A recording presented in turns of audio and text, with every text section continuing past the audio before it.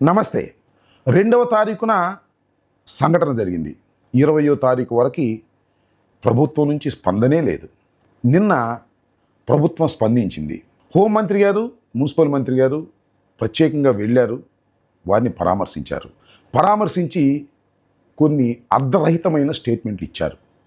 అసలు ఏమిటి ఈ కథ ఏంటి, దీని వ్యవహారం ఏంటి, ఈ సంఘటన ఏంటి, ఎందుకు ప్రభుత్వం స్పందించలేదు, ఏ కారణాల వల్ల అనివార్యంగా తర్వాత ప్రభుత్వం స్పందించింది అనేటువంటి వివరాలను మీకు వివరించేందుకు మీ ముందుకు వచ్చాను.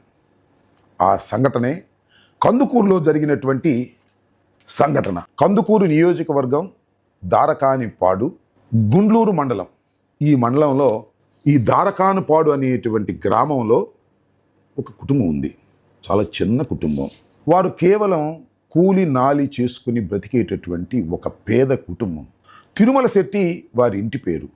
ఆపు సామాజిక వర్గానికి చెందినటువంటి వారు కాకర్ల హరిశ్చంద్ర ప్రసాద్ అనేటువంటి ఒక కమ్మ సామాజిక వర్గంతో కలిసిమెలిసి ఉంటున్నారు. కలిసిమెలిసి ఉండటం అంటే వారి దగ్గర పనిచేసి బ్రతుకుతున్నారు. ఇది చిన్న బ్యాక్గ్రౌండ్. అసలు ఏం జరిగింది, ఎందుకు వీరి మధ్యన వివాదం వచ్చింది? ఆ కాకర్ల హరిశ్చంద్ర ప్రసాద్ అనే వ్యక్తి లక్ష్మీనాయుడు అనేటువంటి వ్యక్తి యొక్క భార్యని ఆశించాడు. ఆశించి హెరాస్ చేసేటటువంటి ప్రయత్నం చేశాడు. దాని మీద కింద మీద ఘర్షణలు పడ్డారు, కంప్లైంట్స్ ఇచ్చుకున్నారు. కానీ పోలీసులు పట్టించుకోలేదు. చివరికి లక్ష్మీనాయుడు వారి ఇంటికి వెళ్ళి తగాదా పడ్డాడు.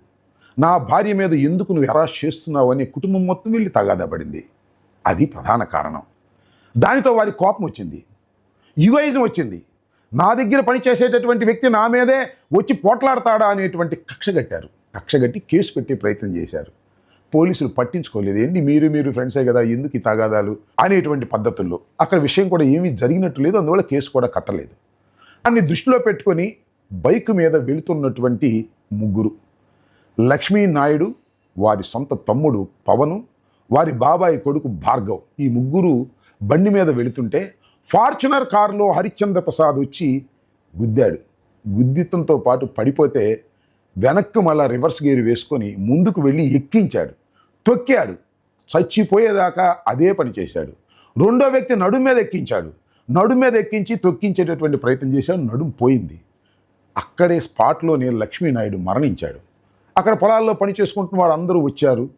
లేకపోతే చంపేసేవాడు మూడో వ్యక్తిని, రెండో వ్యక్తిని కూడా. అదృష్టవశాత్తు ఆ ఇద్దరు వ్యక్తులు బ్రతికారు, బయటపడ్డారు.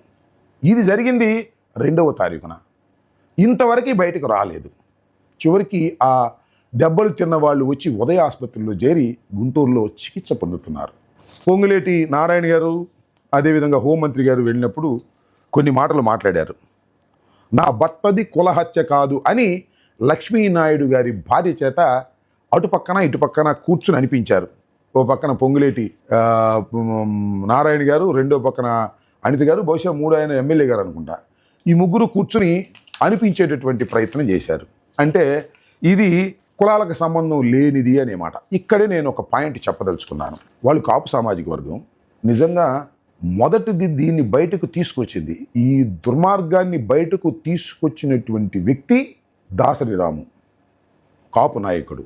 కాపుల కోసం తీవ్రంగా చిన్నప్పటి నుంచి పనిచేస్తున్నటువంటి వ్యక్తి. ఒక విధంగా చెప్పాలంటే మాకు కూడా బాగా వ్యతిరేకం. ఎందుకంటే జగన్మోహన్ రెడ్డి గారిని దూషించినటువంటి విధానం చూసినప్పుడు మాకు చాలా కోపం కూడా వచ్చింది. ఎందుకంటే పవన్ కళ్యాణ్ భుజాన వేసుకొని వైఎస్ఆర్ కాంగ్రెస్ పార్టీని, జగన్మోహన్ రెడ్డి గారిని ఇష్టం వచ్చినట్టుగా మాట్లాడాడు. అలాంటి వ్యక్తే ఇవాళ ఈ కందుకూరు సంఘటనని మొదటిగా వినిపించేటటువంటి ప్రయత్నం చేశాడు. చాలా ఘాటుగా వినిపించేటటువంటి ప్రయత్నం చేశాడు. అప్పుడు ప్రపంచానికి తెలిసింది. ఆయనతో పాటు మన సోములు, ఆయన కూడా వెళ్ళి వారితో కలిసి, అలాగే రాయలసీమకు చెందినటువంటి కొంతమంది బలిజ నాయకులు, వీళ్ళందరూ కలిసి ఈ విషయాన్ని బయటకు తీసుకొచ్చేటటువంటి ప్రయత్నం చేశారు. నేను ఇక్కడ చెప్పాలనుకుంటున్న అంశం ఏంటంటే, అప్పటిదాకా ఇది వెలుగు చూడలేదు. ఖచ్చితంగా కులం స్పందించకపోయినట్లయితే ఈ లక్ష్మీనాయుడు హత్య ఒక యాక్సిడెంట్గా చిత్రీకరించి ముగించేసేవారు తెలుగుదేశం వారు. ఎప్పుడైతే ఈ కుల సంఘాలన్నీ కూడా ముందుకు వచ్చి మాట్లాడాయో, కులాన్ని భుజాన వేసుకున్నారో, అప్పుడు మాత్రమే అనివార్యమైనటువంటి పరిస్థితి ఏర్పడిందని చెప్పడం నా ఉద్దేశం. అంతేకాదు, ఈనాడులో ఒక మాట రాశారు, నాకు చాలా ఆశ్చర్యం వేసింది. ఆర్థిక లావాదేవీల వివాదంలో శ్రీ పొట్టి శ్రీరాములు నెల్లూరు జిల్లా గండ్లూరు మండలం రాళ్లపాడులో లక్ష్మీనాయుడి దారుణ హత్య చేసిన వారిని వదిలిపెట్టేది లేదు అని మున్సిపల్ మంత్రి గారు, హోంమంత్రి గారు అన్నారంట. అంటే ఆర్థిక లావాదేవీలే తప్ప మరొకటి కాదు అని అసలు విషయాన్ని నొక్కేయాలని ప్రయత్నం చేస్తున్నారు. ఇది ఖచ్చితంగా లక్ష్మీనాయుడు భార్య మీద మీరు అఘాయిత్యం చేయబోతే వచ్చినటువంటి సంఘటన ఇన్ని పరిణామాలకు దారితీస్తే ప్రభుత్వం మీ చేతిలో ఉందని, పోలీసులు మీ చేతిలో ఉందని దీన్ని మభ్యపెట్టాలని ప్రయత్నం చేస్తున్నారు. అసలు 18 రోజుల తర్వాత ఎందుకు మీరు స్పందించారు? ఎందుకు స్పందించాల్సిన అవసరం వచ్చింది? మీ అందరికీ తెలుసు, చూసే ఉంటారు పత్రికల్లో. తోట త్రిమూర్తులు గారు మొన్న ఉదయం వెళ్ళారు, వారి కుటుంబాన్ని పలకరించారు. వారికి మేము అండగా ఉంటాం, కాపులు అందరం కూడా అండగా ఉంటామని చెప్పారు. నాతో కూడా మాట్లాడారు. ఆ తర్వాత జక్కంపూడి రాజా సోదరులు ఇద్దరు కలిసి రాజమండ్రి నుంచి బయలుదేరి కందుకూరు వెళ్ళి వారిని పరామర్శించి ఉదయ ఆసుపత్రికి వచ్చి ఉదయ ఆసుపత్రిలో చికిత్స పొందుతున్నటువంటి క్షతగాత్రులై చావుబతుకుల మీద ఉన్నటువంటి వారిని నిన్న పరామర్శించారు. నేను కూడా నిన్న వెళ్ళి పరామర్శించి ప్రెస్లో మాట్లాడాను. ఇవన్నీ చూసిన తర్వాత ఏదో ప్రమాదం వచ్చేస్తుంది, ఇది చాలా డేంజరస్ అవుతుంది ప్రభుత్వానికి అనే ఉద్దేశంతో అప్పుడు హుటాహుటిన చంద్రబాబు నాయుడు గారు హుకుములు జారీ చేశాడు. అప్పుడు బయలుదేరి వెళ్ళారు. నేను అడుగుతా ఉన్నా, ప్రభుత్వం ఇన్ని రోజుల వరకు ఎందుకు స్పందించలేదు? హోంమంత్రి గారు ఇన్ని రోజుల వరకు ఎందుకు ఆయన పరామర్శించడానికి వెళ్ళలేదు? అదేవిధంగా మున్సిపల్ మంత్రి గారు ఎందుకు వెళ్ళలేదు? దీనికి సమాధానం చెప్పండి. రాజకీయం చేస్తున్నామని భయం వేశారా? మేము రాజకీయం చేయాలని కూడా ప్రయత్నం చేయాల. రాజకీయం అవుతుందని భయపడి మీరు ఇవాళ ఈ ప్రయత్నం చేశారు. సంతోషం. మీరు ప్రయత్నం చేసిందంతా కూడా దుర్బుద్ధితో చేసినా వాస్తవాలు బయటకు రాకోకుండా నొక్కేయాలని ప్రయత్నం చేస్తున్నారు. అంతేకాదు, నిజంగా కుల సంఘాలు ఇవాళ స్పందించకపోయినట్లయితే ఈ దారుణం అంతా కూడా మసిపూసి మారేడుకాయ చేశారు. కాబట్టి ప్రత్యేకంగా సరే, మమ్మల్ని కూడా చాలా సందర్భాల్లో తిట్టినా దాసరి రాముని ఇక్కడ ఎప్రిషియేట్ చేస్తున్నాను. అదేవిధంగా సోముల్ని కూడా నేను ఎప్రిషియేట్ చేస్తున్నాను. దానితో పాటు వినుకొండకు చెందినటువంటి కర్ణా సీను కానీ, తెనాలికి చెందినటువంటి రామకృష్ణ కానీ వాళ్ళు కూడా దీనిలో చాలా గట్టిగా పనిచేశారు. అదేవిధంగా నర్సాపేటకు చెందినటువంటి ప్రసాద్ గారు, ఆయన కూడా దీనిలో పనిచేసి, పేర్లు గుర్తున్నంత వరకు చెప్తున్నా. టోటల్గా కాపులకు సంబంధించినటువంటి చిన్న చిన్న నాయకులు, పెద్ద నాయకులు అందరూ ముందుకొచ్చి ఈ విషయాన్ని బయటకు తీసుకురాబట్టి బయటకు వచ్చింది, కానీ లేకపోతే బయటకు వచ్చే పరిస్థితే ఉండేది కాదు. నిజం చెప్పాలంటే తెనాలి నుంచి చెప్పాను ఇందాక రామకృష్ణ. ఆ రామకృష్ణ అయితే ఒకసారి నా మీద పోట్లాడిని కూడా పోట్లాడాడు. ఎందుకంటే జైలు దగ్గర కనపడి కాపులు తిట్టిన వాళ్ళను నువ్వు పలకరించడానికి వస్తున్నావని నన్ను డైరెక్ట్గా నా మీద మాట్లాడినటువంటి సంఘటన కూడా ఉంది. అలాంటి రామకృష్ణ కూడా నిన్న నన్ను వెంటబెట్టుకుని తీసుకువెళ్ళి ఆ లక్ష్మీనాయుడు కుటుంబాన్ని పరామర్శించేటటువంటి కార్యక్రమం చేశారు. వారి కుటుంబాన్ని మేము పరామర్శించినప్పుడు చాలా బాధపడ్డాం. చాలా పేద కుటుంబం వారు. ఆ పేద కుటుంబం మీద ఇంత కక్షగట్టి దారుణంగా చేస్తే ఎవరికి చెప్పుకోవాలి? వాళ్ళు ఎవరో కాదు, సాక్షాత్తు తెలుగుదేశానికి ఓట్లు వేసినవారు, కూటమికి ఓట్లు వేసినవారు, పవన్ కళ్యాణ్ గారి పిలుపుని విని చంద్రబాబు నాయుడికి ఓట్లు వేసి గెలిపించిన వాళ్ళు, అక్కడ ఎమ్మెల్యేని గెలిపించిన వారు. ఎమ్మెల్యే కూడా పట్టించుకోవాలా. చివరికి కొన్ని ఛానల్స్లో వచ్చిన తర్వాత అప్పుడు గత్యంతరం లేక వెళ్ళాడు. ఇప్పుడు చాలా రోజుల తర్వాత వెళ్ళి పలకరించాడు. ఇవన్నీ చూస్తుంటే నిజంగా ఈ ప్రభుత్వం చేస్తున్నటువంటి దారుణాలను ఎలా ఎదుర్కోవాలి ప్రజలు అని ఆలోచించవలసిన అవసరం ఉందని కూడా ఇక్కడ నేను చెప్పదలుచుకున్నాను. దానితో పాటు ఇంకొక విషయాన్ని ఇక్కడ ప్రస్తావించాలి తప్పదు. పవన్ కళ్యాణ్ గారు, what is your role? Pawan Kalyan గారు, జనసేన ఏం చేస్తున్నది? మిమ్మల్ని నమ్మే కదా వీళ్ళందరూ చంద్రబాబు నాయుడు గారికి ఓట్లు వేసి గెలిపించి అధికారంలోకి తీసుకొచ్చింది. వారికి అన్యాయం జరిగినప్పుడు ఎందుకు పెదవిప్పరు మీరు? మా ప్రభుత్వం అధికారంలో ఉన్నప్పుడు సుగాలి ప్రీతికి చనిపోయిందంటే ఎంత గందరగోళం చేశారు. చంద్రబాబు నాయుడు గారిని రాజమండ్రి జైల్లో పెడితే రోడ్డు మీద వచ్చి పడుకున్నారే.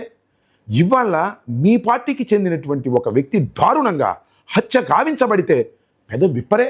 అంటే చంద్రబాబు నాయుడు గారికి, వారి సామాజిక వర్గానికి నష్టం జరుగుతుంది అనుకుంటే మాత్రం మీరు నోరు విప్పరు అనేది నాకు అర్థమవుతున్నటువంటి అంశం. సరే, బొలిశెట్టి శ్రీను గారు వెళ్ళారు. ఆయన 3 రోజుల నుంచి వెళ్ళాలని ప్రయత్నం చేస్తున్నారు, కానీ మీరు పర్మిషన్ ఇచ్చినట్టుగా లేరు. నిన్న వెళ్ళాడు పాపం. బొలిశెట్టి శ్రీనివాస్ గారు కులం అంటే పడి చచ్చిపోయేటటువంటి వ్యక్తి. వెళ్ళాడు, వాళ్ళకి ఆర్థిక సహాయం చేశాడు. అది జనసేన నుంచి చేశారో మరి దేని నుంచి చేశారో నాకు తెలియదు.